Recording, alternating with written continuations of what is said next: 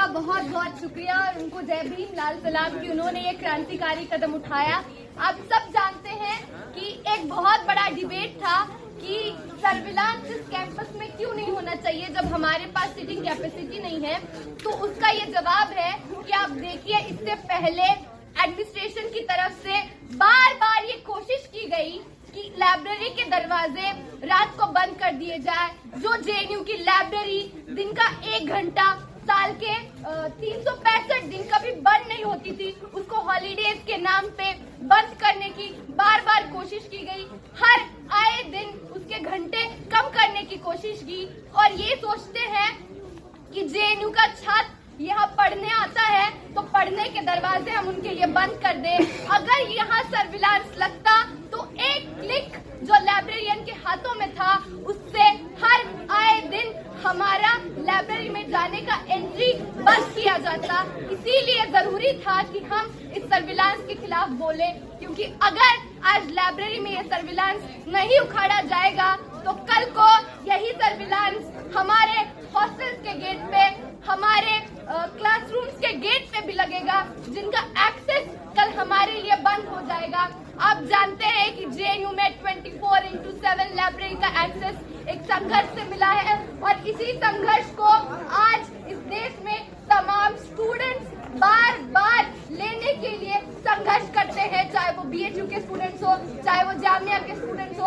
आप देख सकते हैं कि बार बार ये कोशिश की जाती है कि हमारे ढाबों को बंद कर दिया जाए, हमारी लाइब्रेरी के घंटे घटाए जाए, हमारे हॉस्टल की टाइमिंग्स जो है उनको कम कर दिया जाए। और ये जो डिबेट है इलीगल और लीगल का डिबेट, आप देखिए कि एडमिनिस्ट्रेशन के पास हमारे वॉशरूम्स में जेट स्प्रे लगाने का पैसा नहीं है, लेकिन एडमिनिस्ट्रेशन के पास लाखों रुपए का सर्विलांस सिस्टम यहाँ पे लगाने का पैसा है और इसका जवाब उनके पास नहीं है कि ये पैसा वो किस फंड से लेके आए हैं और इस फंड का ऑडिट वो हमें कब देंगे।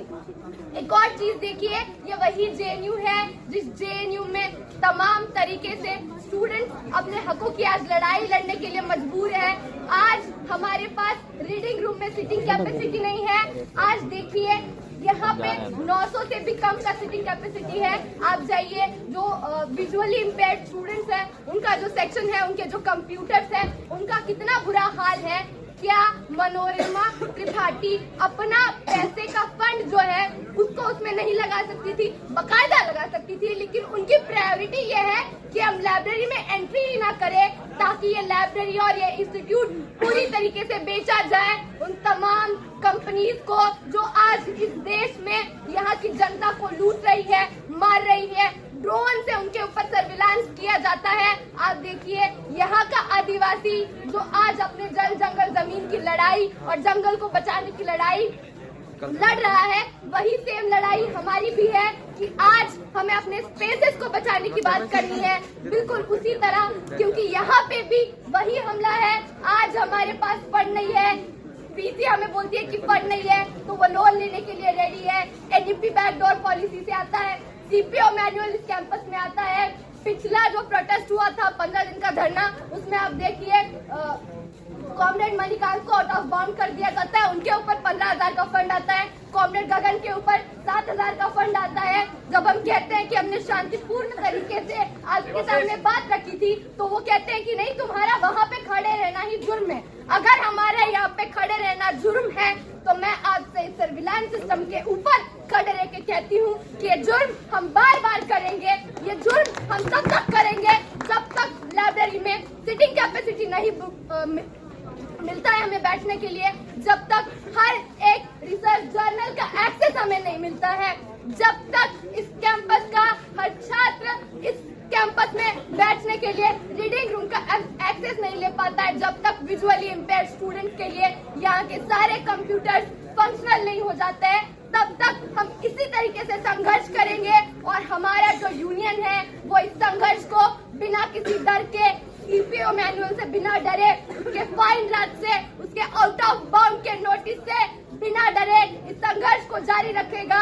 और वीसी, आप ये जान लीजिए कि ये कैंपस हम छात्रों का है, आपकी एडमिन और संघ की जागीर नहीं है। हम यहाँ पे प्रोग्राम्स भी करेंगे, हम यहाँ पे एंट्री भी लेंगे और बकायदा अपनी बुक्स को भी यहाँ पे बढ़वाएंगे और उसके लिए फंड लेके आएंगी आप।